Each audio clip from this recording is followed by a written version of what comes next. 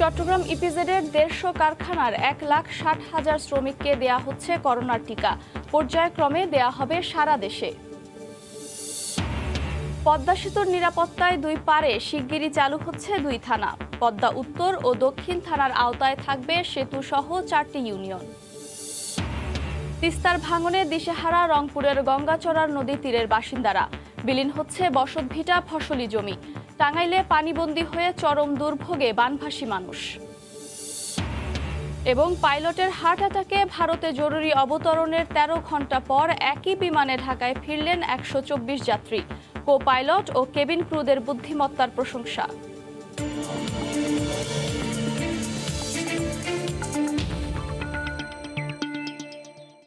দেখছিলেন শিরোনাম। আমন্ত্রণ জানাচ্ছি দেশ ও দেশের বাইরের অর্থ বাণিজ্যের নানা খবর নিয়ে আমাদের নিয়মিত আয়োজন এ সময়ের বাণিজ্যে। আপনাদের সঙ্গে আছি আমি আফরোজা মৌটুসী। গত বছরের মার্চ থেকে চলছে লকডাউন, মানে বাইরে যাওয়া বন্ধ, থাকতে হবে কারখানার ভেতরে। বলছি সিপি বাংলাদেশ কোম্পানি লিমিটেড নামের নামকরা একটি প্রতিষ্ঠানের কথা। নাম পরিচয় গোপন রাখার শর্তে বহু কর্মী জানিয়েছেন, মুরগির খাবার তৈরির এই প্রতিষ্ঠানে কার্যত ১.৫ বছর ধরে অবরুদ্ধ আছেন প্রায় ১০০ কর্মী। সরকারিভাবে সারা দেশে লকডাউন তুলে নিয়ে স্বাস্থ্যবিধি মেনে সব সচল করা হলেও এই প্রতিষ্ঠানটি চলছে উল্টো পথে। আতিকুর রহমান তমালের রিপোর্ট। মুখরোচক খাবার হিসেবে চাহিদা আছে সিপির, আর তাই রাজধানীতে বটেই দেশের আনাচে কানাচেও দেখা মেলে এই দোকানের। কিন্তু এর পেছনের গল্পটা অমানবিক। সারা দেশে সিপি বাংলাদেশ কোম্পানিটির ফিড মিল আছে ৫টি, এর মধ্যে মূল মিল বা হেড অফিসটি গাজীপুরের চন্দ্রায়। অভিযোগ আছে এই কারখানার অন্তত ১০০ কর্মীকে ১.৫ বছর ধরে কারখানার ভেতরে থেকে কাজ করতে বাধ্য করা হচ্ছে। শুধু তাই নয়, সারা দেশে যখন লকডাউন তুলে নেওয়া হয়েছে তখন এখানে এখনও করোনার দোহাই দিয়ে এই নিয়ম জারি আছে।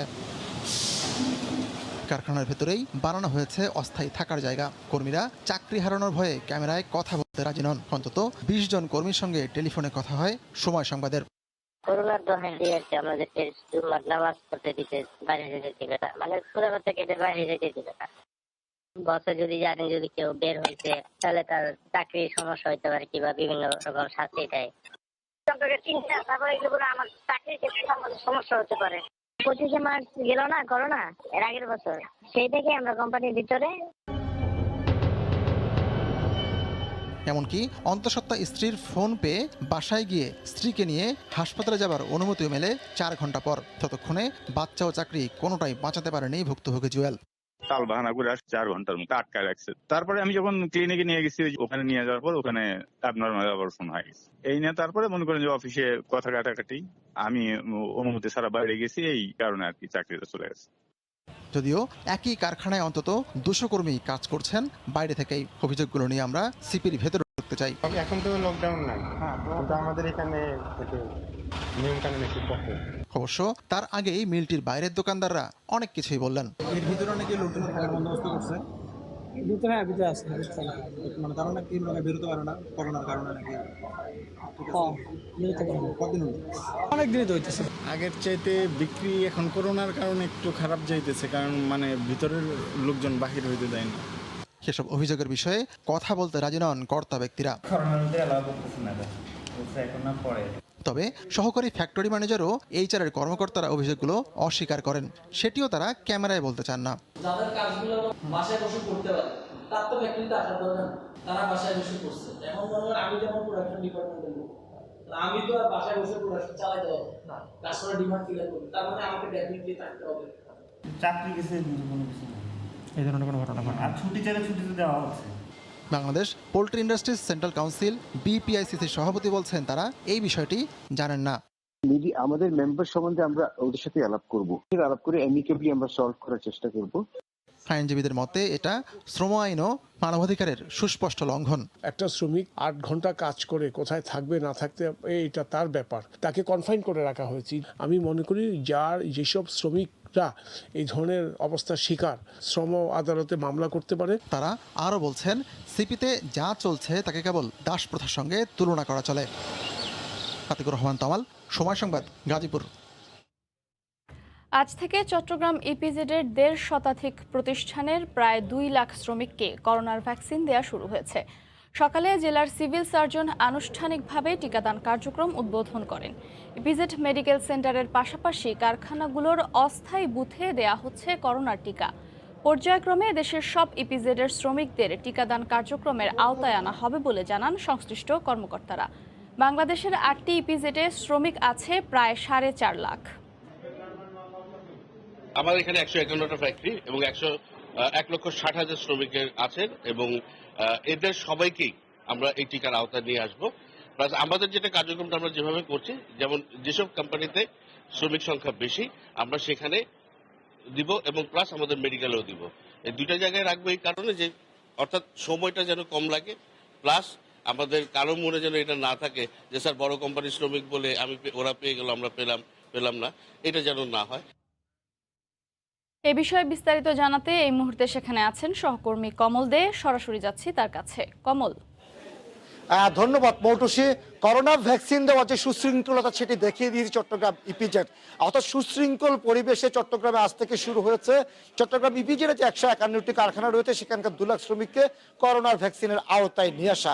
সকালে শুরু হয়েছে, অর্থাৎ চট্টগ্রাম মহাব্যবস্থাপক ইপিজেডের মেজবাউদ্দিন তিনি আনুষ্ঠানিকভাবে কার্যক্রম শুরু করেছেন।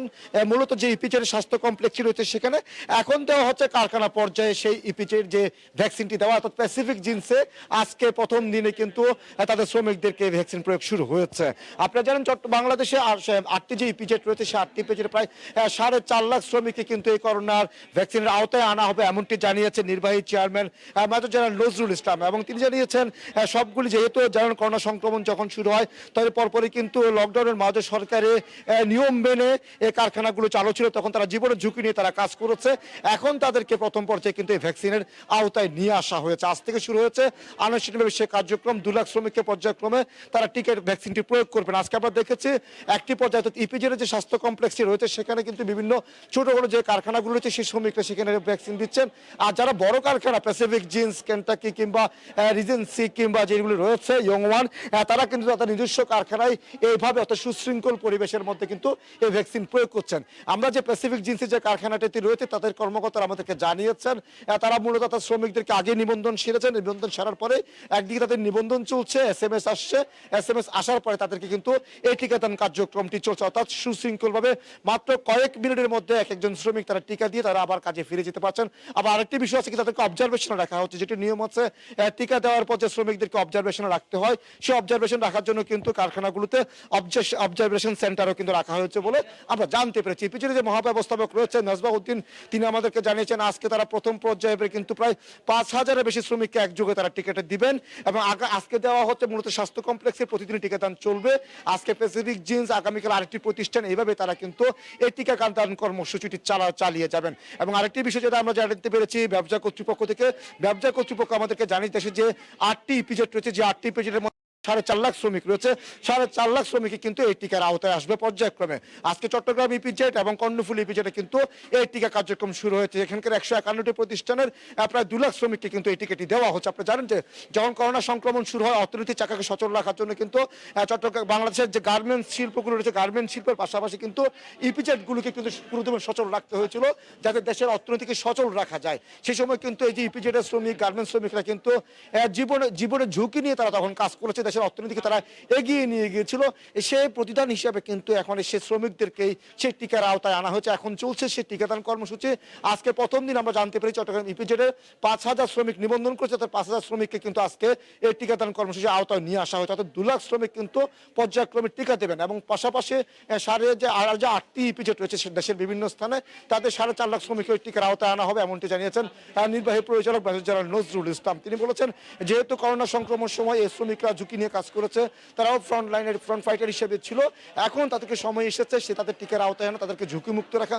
আরেকটি বিষয় যে সুশৃঙ্খল পরিবেশে কিন্তু টিকাটি সম্পূর্ণ হচ্ছে। আমি যদি একটু দেখানোর চেষ্টা করি, একদিকে কিন্তু যারা যেসব শ্রমিক টিকা দিতে আসছেন তাদেরকে নিবন্ধন চলছে এবং আরেকদিকে চলছে তাদের SMS-টিও আসছে এবং SMS আসার পরে মাত্র 1 মিনিটের মধ্যে তারা টিকাটি নিচ্ছেন এবং 1 মিনিট টিকা নেওয়ার পরে তাদেরকে পাঠিয়ে দেওয়া হচ্ছে অবজারভেশন সেন্টারে যাতে তাদের মধ্যে কোনো পার্শ্ব প্রতিক্রিয়া আসে কিনা। কিন্তু আমরা দেখেছি গত 1 ঘন্টা ধরে যে টিকাদান কর্মসূচি চলছে এখন পর্যন্ত পর্যন্ত কোনো পার্শ্ব প্রতিক্রিয়া আসেনি। প্রায় 2000-এর বেশি শ্রমিক কিন্তু ইতিমধ্যে তারা টিকা দেওয়া সম্পন্ন করেছে। তো এখন পর্যন্ত আমার কাছে ছিল আজকে থেকে চট্টগ্রাম ইপিজেডে যে 2 লাখ শ্রমিক একযোগে টিকা দেওয়ার কার্যক্রম শুরু হয়েছে 151টি প্রতিষ্ঠানে, এবং পর্যায়ক্রমে দেশের অন্যান্য ইপিজেডগুলোকে যে তার এর আওতায় আনা হচ্ছে তার সর্বশেষ তথ্য। চট্টগ্রাম ইপিজেড থেকে কারখানা শ্রমিকদের টিকা দেওয়ার খবর জানাচ্ছিলেন সহকর্মী কমল দে। কক্সবাজার বিমানবন্দরকে ঘিরে তৈরি হবে এভিয়েশন হাব। সারা বিশ্বের বিমান যেন ওঠানামা করতে পারে এজন্য সম্প্রসারিত করা হচ্ছে কক্সবাজার বিমানবন্দরের রানওয়ে। বঙ্গোপসাগরের তলদেশে ব্লক তৈরি করে বাড়ানো হচ্ছে রানওয়ে। এই নির্মাণ কাজের দায়িত্ব পেয়েছে চীনের 2টি প্রতিষ্ঠান। সুজাউদ্দিন রুবেলের রিপোর্ট। কক্সবাজার বিমানবন্দরের রানওয়ে 9000 ফুট, এটি সম্প্রসারণ করা হচ্ছে 1700 ফুটে। সম্প্রসারিত রানওয়ের 1300 ফুট থাকবে সমুদ্রের উপর। প্রথমে সাগরের নিচে স্থাপন করা হবে জিওটিউব, ড্রেজিংয়ের মাধ্যমে অপসারণ করা হবে পানি। শুরু হবে খনন প্রক্রিয়া ও বালু ভরাট কার্যক্রম। এরপর প্রাথমিক পর্যায় থেকে দ্বিতীয় ও তৃতীয় পর্যায়ে হবে বালুর স্তরবিন্যাস। চূড়ান্ত পর্যায়ে হবে রানওয়ের জন্য বালুর স্তরবিন্যাস। এরপর পাথরের স্তরবিন্যাস এবং শেষে পিচ ঢালাই ও নিশ্চিদ্যকরণ। এভাবে তৈরি হবে রানওয়ে এবং প্রাথমিক সমুদ্র হতে রক্ষাকারী বাঁধ। সমুদ্র তলদেশের উপর ব্লক তৈরি করে এমন স্থাপনা নির্মাণ দেশে এই প্রথম। কক্সবাজার বিমানবন্দর কর্তৃপক্ষ বলছে, এই রানওয়ে হলে বিশ্বের সবচেয়ে বড় বিমানও এখানে নামতে পারবে। এখানে বড় বড় বিমান, বোয়িং, বাংলা পৃথিবীর যতগুলো বিমান আছে সবগুলোই নামতে পারবে এখানে। এই বিমানবন্দরকে ঘিরে একটি এভিয়েশন হাব তৈরি হবে বলে জানালেন বেবিচক চেয়ারম্যান। আমাদের যে প্রাচ্য এবং পাশ্চাত্যের মধ্যে যে একটা কানেক্টিভিটি, এটা মানে বাংলাদেশে একটা এভিয়েশন হাব হবে। শুধু পর্যটন না, এখানে অর্থনৈতিক কর্মকাণ্ড বেগবান হবে। আর প্রতিমন্ত্রী জানালেন, দেশি বিদেশি পর্যটকরা কক্সবাজারে সহজে যাতায়াত সহ নানাবিধ সুবিধা ভোগ করবেন। আমেরিকা বলেন, সুইজারল্যান্ড বলেন, এই কক্সবাজারে এসে নেমে কক্সবাজারের যে নান্দনিক সৌন্দর্য, পাহাড়, সাগর, এগুলো যাতে উপভোগ করতে পারে সেই জন্য এই কক্সবাজার বিমানবন্দর। রানওয়ের এই প্রকল্পে ব্যয় হচ্ছে প্রায় 1569 কোটি টাকা, যার পুরোটাই অর্থায়ন করছে বেবিচক। সুজাউদ্দিন রুবেল, সময় সংবাদ, কক্সবাজার। পদ্মা সেতুর নিরাপত্তায় 2 পারে 2 থানা চালু হচ্ছে শিগগিরই। এর মধ্যে 2 থানার জনবলের পদ সৃষ্টি করে প্রজ্ঞাপন জারি করা হয়েছে। অত্যাধুনিক এই থানা ভবন উদ্বোধনের জন্য প্রস্তুত করা হচ্ছে। নাসিরউদ্দিন উজ্জ্বলের রিপোর্ট, ক্যামেরায় ছিলেন আবু সাইদ। বাংলাদেশের সক্ষমতা আর এগিয়ে যাওয়ার স্মারক এখন পদ্মা সেতু। বদলে যাচ্ছে পুরো এলাকার চেহারা। সেতুর নিরাপত্তায় তাই এবার চালু হচ্ছে 2টি পূর্ণাঙ্গ থানা। সড়ক ও রেল স্ল্যাব সম্পন্ন এবং গ্যাস লাইন স্থাপন কাজ পুরোদমে শুরুর পর এখন স্বপ্নের পদ্মা সেতুর 2 প্রান্তের 2 থানা নদী তীরের মানুষের নিরাপত্তায়ও কাজ করবে। এই থানা দুটি চালু হলে কমে যাবে এলাকার অপরাধ। সেতুর শরীয়তপুরের জাজিরা পয়েন্টে পদ্মা দক্ষিণ থানার আওতায় থাকবে পূর্ব নাওডোবা ও পশ্চিম নাওডোবা ইউনিয়ন। মুন্সিগঞ্জের মাওয়া প্রান্তে পদ্মার উত্তর থানার আওতায় থাকবে মেদিনীমণ্ডল ও কুমারভোগ ইউনিয়ন। 4 তলার থানা ভবনে এখন শেষ পর্যায়ে রঙের ছোঁয়া দেওয়া হচ্ছে। থানা চালুর খবরে স্থানীয়রা খুশি। সামনে থানা আছে, যখন সমস্যা তখন যাইতে পারবো। মানে গ্যাদারিংটাও কমে যাইব, আর এখানে সুশাসনও পাওয়া যাইব। পদ্মা সেতু ছাড়াও আমাদের এই এলাকা অনেক নিরাপত্তা দিবে। থানায় 1 জন পরিদর্শক, 2 জন উপপরিদর্শক, 2 জন সহকারী উপপরিদর্শক ও 15 জন কনস্টেবল দায়িত্ব পালন করবেন। এই থানা যদি কার্যক্রম চালু হয় সেক্ষেত্রে এখানের যে আইনশৃঙ্খলা পরিস্থিতি নিয়ন্ত্রণে থাকবে। 1 একর করে জমিসহ থানা ভবন দুটি পদ্মা সেতু কর্তৃপক্ষ পুলিশ বিভাগকে হস্তান্তর করে 2019 সালের মে মাসে। পদ্মা সেতুর 2 প্রান্তে প্রায় 36 কোটি টাকা ব্যয়ে এমন নান্দনিক 2টি থানা তৈরি করা হয়েছে, যেটি উদ্বোধনের অপেক্ষায় এখন। মুন্সিগঞ্জের মাওয়া থেকে নাসিরউদ্দিন উজ্জ্বল, সময় সংবাদ। তিস্তার ভাঙনে দিশেহারা রংপুরের গঙ্গাচড়া উপজেলার নদী তীরবর্তী গ্রামগুলো। হিমালয় থেকে নেমে আসা পাহাড়ি ঢলের তোড় সইতে না পেরে আছড়ে পড়ছে নরম দোআঁশ মাটি। নদীতে মিলিয়ে যাচ্ছে বসতভিটা, ফসলি জমি সহ বিভিন্ন অবকাঠামো। শাকিল মাহমুদের ক্যামেরায় রিপোর্ট রতন সরকারের। ডান তীরে প্রতিরক্ষা বাঁধ সহ বিভিন্ন অবকাঠামো নির্মাণ করায় ঢলের তোড় আছড়ে পড়ে বাম তীরে। কয়েক বছর ধরে সন্ত্রস্ত মানুষ পশ্চিমে শঙ্করদহ থেকে চর ইসলি হয়ে পাশের কোলকন্দের বিনবিনা পর্যন্ত একটি বেড়িবাঁধের দাবি জানিয়ে আসলেও কর্ণপাত করেনি কেউ। ফলশ্রুতিতে গতিপথ পরিবর্তন করে নতুন এলাকা গিলছে তিস্তা। 200 বাড়ি আপনার এক সপ্তাহের মধ্যে সবগুলো মনে করেন যে বিলীন হয়ে গেল। সাজানো গোছানো সবকিছুতে সংসারটা আউলি গেল এই নদীর কারণে। যদি একটা বান হইতো তাহলে তো আমাদের এত কষ্ট হইতো না। পানি উন্নয়ন বোর্ড আসে, কাজ করব, সে কোনো কাজ হয় না। এই 4 বছর ধরে দেখতেছি আমরা রিলিফ চাই না বা ধনজলুস চাই না, আমাদের নদীর কাজটা সর্বমোট যদি করে দিত তাহলে আমরা যদি শান্তি মতন থাকতে পারতাম। গত 15 দিনে বিলীন হয়েছে 200-র বেশি বাড়ি, তবু কিছুই করার নেই জানালেন পানি উন্নয়ন বোর্ডের প্রকৌশলী। ঝুঁকিপূর্ণ জায়গাগুলোতে জিও ব্যাগ ফেলে ঝুঁকিমুক্ত করা হয়েছে ডান তীর। চরাঞ্চলগুলো কিছু কিছু জায়গায় নদী ভাঙন কবলিত হয়েছে, কিন্তু চরাঞ্চলগুলো নিয়ে এই মুহূর্তে পানি উন্নয়ন বোর্ডের কোনো পরিকল্পনা নেই। আপাতত ত্রাণ আর ক্ষতিগ্রস্তদের সহায়তার আশ্বাস দিলেও স্থায়ী সমাধানে তিস্তা মহাপরিকল্পনা বাস্তবায়নকে গুরুত্ব দিচ্ছেন জেলা প্রশাসক। তিস্তা মহাপরিকল্পনা বাস্তবায়ন হলে সেটাও আমাদের জন্য, এই এলাকার মানুষের জন্য একটা স্থায়ী সমাধান হবে বলে আশা করছি। এক শঙ্করদহ মৌজায় ছিল 1,500-এর বেশি পরিবার।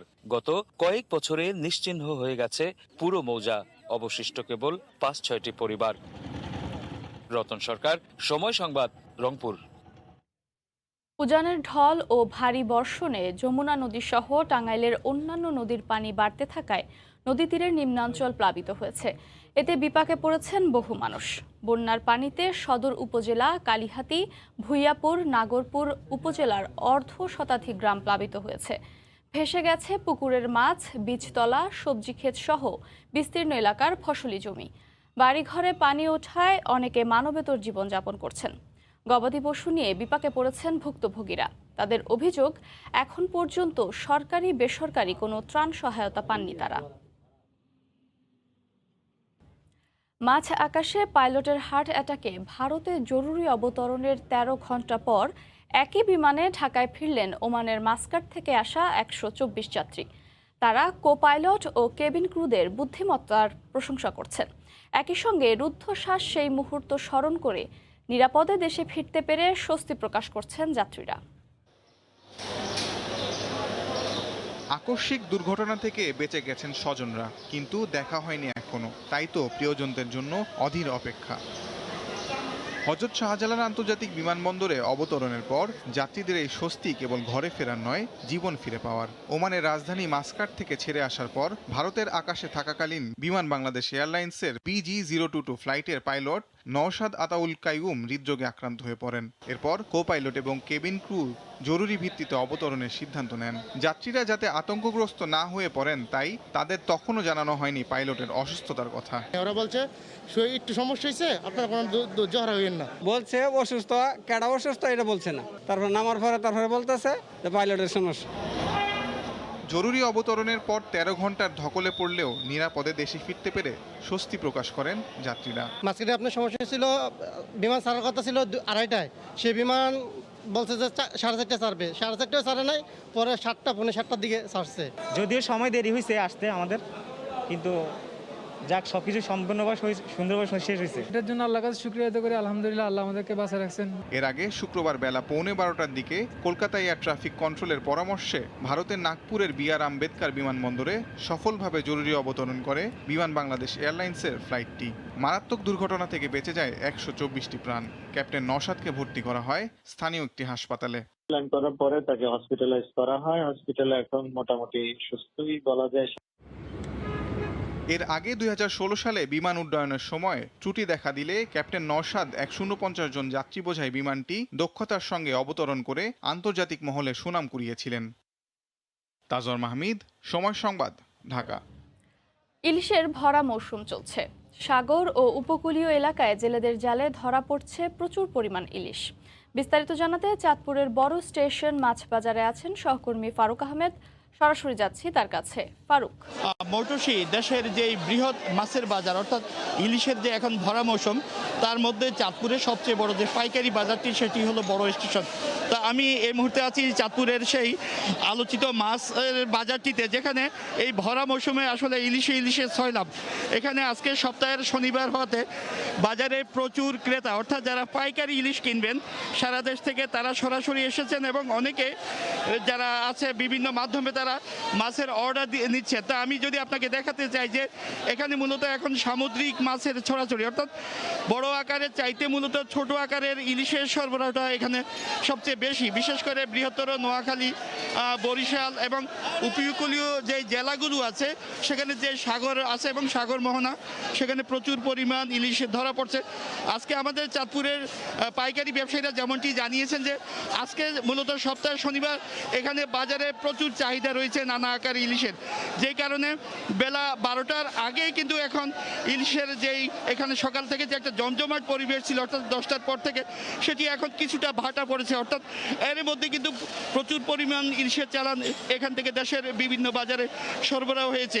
রাজধানী ঢাকার কারওয়ান বাজার, মাওয়াঘাট সহ উত্তরাঞ্চল এবং সিলেটের অঞ্চলগুলোতেও মূলত এখান থেকে ইলিশের সরবরাহ দিয়ে হয়ে থাকে। আমাকে ব্যবসায়ীরা জানিয়েছেন যে এই ভরা মৌসুমে দেশের বাজার ছাড়িয়ে যদি বিদেশে ইলিশ রপ্তানি করা যায় তাহলে হয়তো তারা একটু ভালো ব্যবসার মুখ দেখবেন। তো আমি যদি আপনাকে সবশেষ তথ্যটি জানাতে চাই যে চাঁদপুরে আজকে যে ইলিশের দরদাম এটি আসলে একটু চড়া, অর্থাৎ অন্য দিনের চাইতে আজকে ইলিশের কাটতি বেশি থাকা সেখানে দামটা একটু বেড়েছে। তো আমাকে ব্যবসায়ীরা জানিয়েছেন যে এই পরিবেশ যদি কয়েকদিন বিদ্যমান থাকে তাহলে তাদের ব্যবসাটা পুষিয়ে যাবে। এই ছিল আমার কাছে চাঁদপুরের সবচেয়ে মাছের বাজার বড় স্টেশন থেকে সবশেষ তথ্য। মৌটুসী। চাঁদপুরের বড় স্টেশন মাছ বাজার থেকে সরাসরি যুক্ত হয়ে ইলিশ বেচা কেনার খবর জানাচ্ছিলেন সহকর্মী ফারুক আহমেদ। হিলি স্থলবন্দর দিয়ে স্বাভাবিক রয়েছে ভারত থেকে চাল আমদানি। এ কারণে বন্দর এলাকায় বাড়ছে দেশের বিভিন্ন স্থানের পাইকারদের ভিড়। বিস্তারিত জানাতে এই মুহূর্তে স্থলবন্দরে আছেন সহকর্মী শফিকুল ইসলাম শফিক। সরাসরি চলে যাচ্ছি তার কাছে। শফিক। ধন্যবাদ মৌটুসী। হিলি স্থল বন্দর দিয়ে চালের আমদানি গত বুধবার থেকে মঙ্গলবার থেকে চালের আমদানি কিন্তু স্বাভাবিক রয়েছে।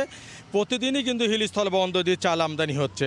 তবে একটা বিষয় আপনাকে জানিয়ে রাখি, চালের বাজার ঊর্ধ্বমুখী চালের বাজার স্বাভাবিক রাখতে সরকার কিন্তু ৬২% শুল্ক থেকে কমে 25% করে, যে চাল আমদানি বাড়লে দেশের বাজারে চালের বাজার কিছুটা স্বাভাবিক থাকবে।